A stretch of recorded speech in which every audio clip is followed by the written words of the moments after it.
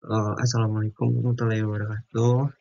Perkenalkan nama saya Dwi Kurniawan Wijaksono, NPM 418221000019. Saya dari S1 Teknik Elektro Universitas Widyatama. Di sini saya akan menjelaskan tentang kesimpulan seluruh pertemuan mata kuliah manajemen kontrak. Yang pertama, kontrak sebagai dasar hukum.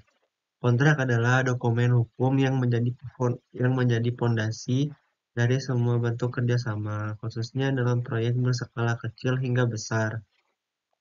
Kontrak menetapkan aturan main yang disepakati oleh para pihak, mulai dari kewajiban, hak, jadwal, risiko, hingga sanksi atas pelanggaran. Tanpa kontrak yang sah dan jelas, maka kerjasama proyek kan rentan terhadap konflik, kesalahan koordinasi, dan kerugian. Selain sebagai alat pengendali, kontrak juga menjadi rujukan hukum jika terjadi perselisihan karena memiliki kekuatan legal, mengikat berdasarkan hukum perdata atau hukum bisnis yang berlaku. Selanjutnya yaitu ada pengelolaan kontrak membutuhkan perencanaan yang matang. Manajemen kontrak tidak hanya dimulai saat kontrak ditandatangani, melainkan jauh sebelum itu, yaitu saat perencanaan kontrak dilakukan. Dalam tahap ini, ditentukan ruang lingkup kerja, jenis pekerjaan yang akan dikontrak, batasan tanggung jawab, serta waktu pelaksanaan. Selain itu, strategi pengadaan, pemilihan mitra kerja, serta analisis risiko juga menjadi bagian penting dalam perencanaan. Perencanaan yang matang bertujuan untuk menghindari perubahan yang tidak perlu saat pelaksanaan, serta memastikan bahwa semua pihak memahami tujuan dan batas kewenangannya. Lanjut, yaitu penyusunan kontrak harus jelas, spesifik, dan komprehensif. Penyusunan kontrak yang baik memerlukan kejelasan dalam bahasa, struktur, dan detail teknis. Setiap klausul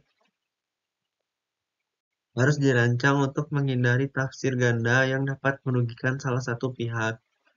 Beberapa hal penting yang dicantumkan antara lain lingkup pekerjaan, spesifikasi teknis, metode pelaksanaan, batas waktu, nilai kontrak, sistem pembayaran, jaminan, serta prosedur penyelesaian jika terjadi perubahan atau sengketa.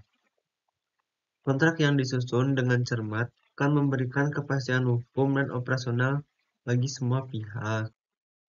Monitoring dan pengendalian dalam pelaksanaan kontrak. Setelah kontrak disepakati dan pekerjaan dimulai, proses monitoring sangat penting untuk memastikan pelaksanaan sesuai dengan kontrak.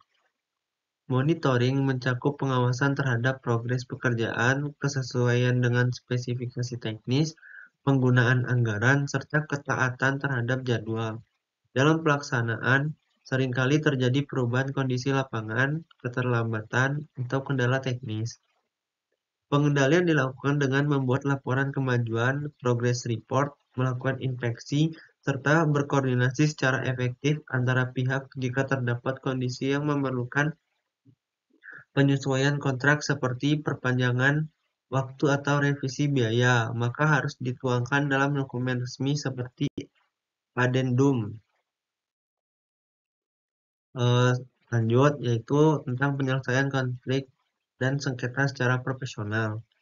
Konflik dalam pelaksanaan kontrak bisa terjadi akibat keterlambatan hasil kerja, tidak sesuai, pelanggaran perjanjian, atau perubahan yang tidak disetujui.